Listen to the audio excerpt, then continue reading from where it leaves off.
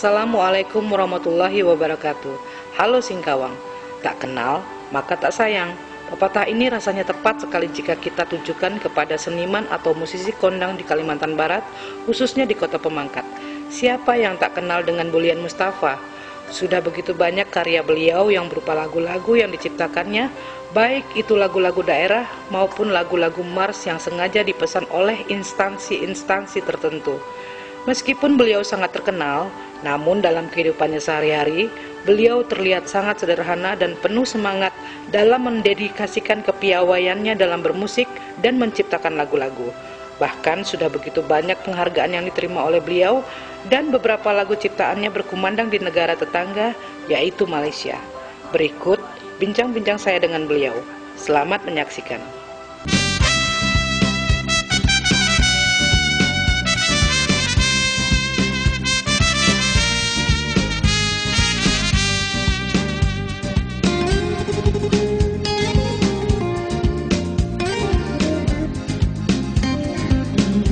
Saat ini saya sudah berada di rumah kediaman Bapak Bulian Mustafa yang kita kenal sebagai salah satu seniman yang cukup aktif ya Pak ya pada zamannya di Kalimantan Barat terutama, dan sudah banyak mendapatkan penghargaan berupa piagam dan piala ya Pak tentunya ya.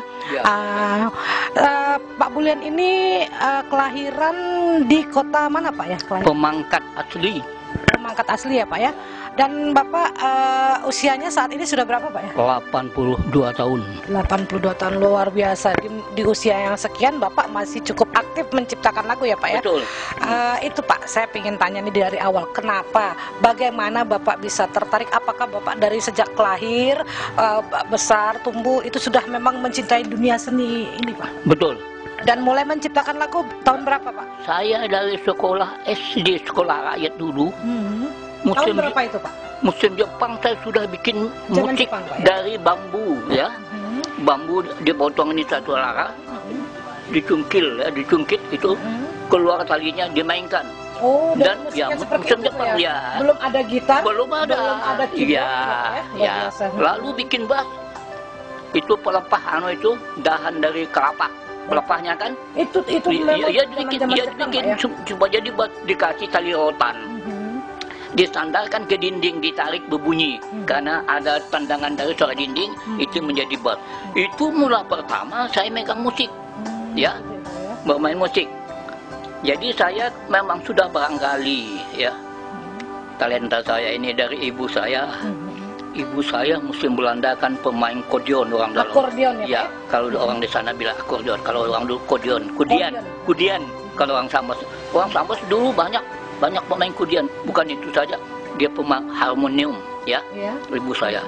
Jadi saya biasa duet main dengan dia. Saya main viol lagu Daun Geladi itu dengan ibu saya. Jadi saya keturunan mungkin kuat, talenta dari ibu. Dan saya tidak pertahankan talenta ini. Saya harus belajar musik, harus teori. Iya, harus teori ya. Iya, harus teori. Betul. Jadi saya belajar notasi itu. Saya lihat orang Tionghoa kan waktu dia ngajar sekolah pakai do re mi fa sol fa mi le do. Saya kagum kenapa orang Melayu enggak belajar notasi, langsung pakai nyanyi.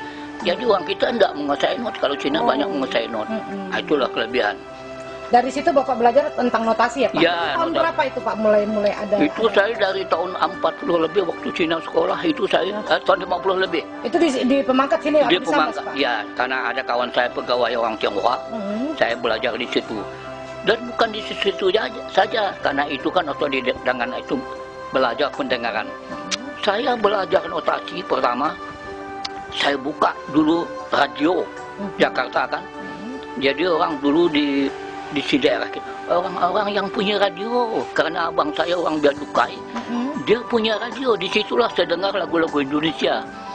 Saya dengar. Oh, termotivasi dari situ Pak ya, menciptakan lagu ya Pak ya? Ya, bukan menciptakan, mempelajari not, membuat not dari lagu yang saya hafal itu.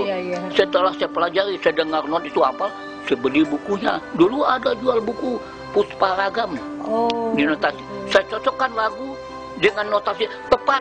Kalau dulu orang menyanyi tidak improvisasi, kalau dia nyanyi tepat sama dengan not, jadi senang. Kalau sekarang kan improvisasi susah. Apa yang tertulis di not yang dinyanyikannya Pak ya? Disitulah sebenarnya not. Jadi saya coba, setelah saya nulis lagu ini, Saya nulis lagu dari tahun 54, saya kirim ke Senandung Dili Medan tahun 56. Setelah saya tulis lagu saya itu dikembalikan. Apa sebab ini? Saya pelajari. Rupanya saya salah taruh tiang bar. Setelah saya ubah tiang bar, diterima. Diterima ya Pak? Tidak ada ampat. Tahun berapa Pak itu? Tahun 56 lagu saya ya. Siapa yang menyanyikan waktu itu Pak? Artis? Tidak ada menyanyi karena itu ada majalah musik khusus Senandung Dili Medan ya. Oh, jadi dibuat di dalam buku ya Pak ya? Di dalam buku yang diorbitkan oleh Medan. Di Medan? Dia seluruh Indonesia bisa ngirim naskahnya di Medan. Nanti disaring, diseleksi siapa yang ya berhak akan diorbitkan. Termasuklah saya.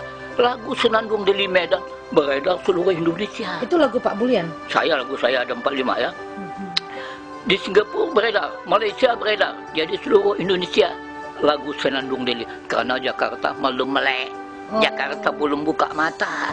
Medan lah yang paling dulu menguasai Indonesia dalam soal lagu dan surat kabar. Karena di sana juga kita tahu kalau di Medan itu suara penyanyi luar biasa. Iya betul, karena ada penyanyi. Sangat mendukung itu. Betul ya. Dan di sana ada komponis ya. Karena dia yang lebih dulu ngobrol. Banyak lagu-lagu Melayu kan dari Medan yang dulu. Nah, saya kenal itu komponis Lili Suhairi. Itulah lagu Selayang Pandang. Itu komponis dari Lili Suhairi, Bunga Tanjung. Medan dulu, baru Jakarta berkembang, Medan hilang.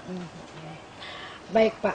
Pak Bulian, sebenarnya sulit nggak sih Pak membuat suatu buah lagu itu? Saya mudah bagi Bapak, tapi sebenarnya betul ya, betul ya bagi orang lebih itu.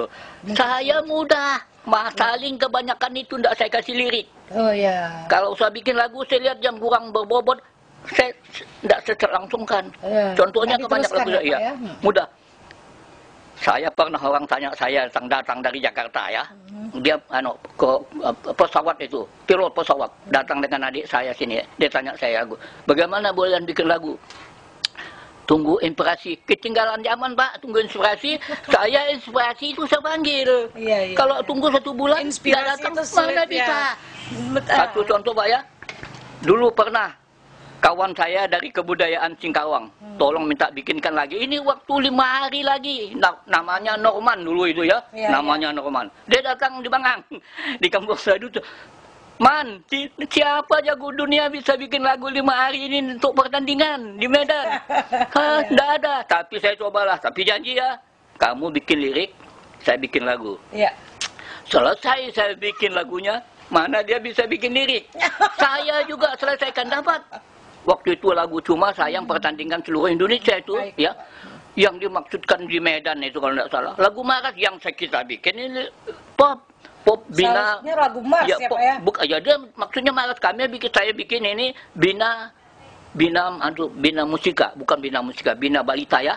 Bina Balita. Itu lagu anak-anak dari untuk posyandu. Malah temponya itu tempo hype, tempo itu bossa nova. Jadi selesai juga. Alhamdulillah, cuma salah sasaran salah kamar. Salah kamar ya Pak, salah tujuan ya Pak ya? Begitulah, jadi lagu ini memang ada waktunya sulit. Ada saya kesulitan untuk bikin intro puluhan tahun. Ya, tapi dapat juga. Ada lagu, saya bikin lagu puluhan tahun juga baru selesai. Pancasila untuk anak-anak dan dewasa. Itu puluhan tahun. Selesai, lagunya sudah selesai sekarang. Bisa ditayangkan, bisa dilatihkan, bisa dijabarkan. Itu lagu Mars ya Pak ya? Enggak, kalau anak-anak enggak marah. Khususnya untuk anak-anak Pancasila. Tapi itu bukan untuk anak-anak saja, khususnya anak bisa dinyanyikan seluruh dewasa ya. Karena di Indonesia belum ada bikin lagu Pancasila. Ya, ketuhanan yang Maha Esa ada, Garuda Pancasila. Tapi kalau lagu Pancasila belum ada. Jadi saya harus berusaha ini bagaimana supaya ngubit. Jadi intinya Pak, keahlian Bapak untuk menciptakan lagu, juga untuk membuat lirik itu otodidak ya Pak ya? Dan mempelajari not itu semua otodidak ya Pak ya? Otodidak. Tidak ada yang mengajarkan sama sekali ya Pak? Termasuk not baloknya Pak ya? Sama. Jadi bukan terakhir. Saya untuk memperpanjang, untuk pengetahuan lah, memperluas pengetahuan, mencari wawasan. Saya kursus di Rhapsody in Swing School of Music Bandung. Oh, sempat di sana Pak? Sempat juga, tahun 1953. Masih ada bukunya yang saya kasihkan tadi, enggak buka. Di situ belajar gitar, not balok semua.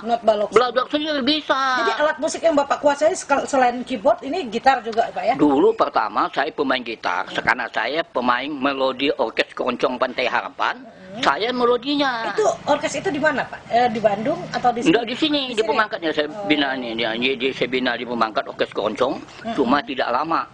Karena sudah timbul lagu Melayu, Keroncong tenggelam. Lalu saya bangun lagi Orkes Melayu Pantai Harapan, bangun lagi jalan terus.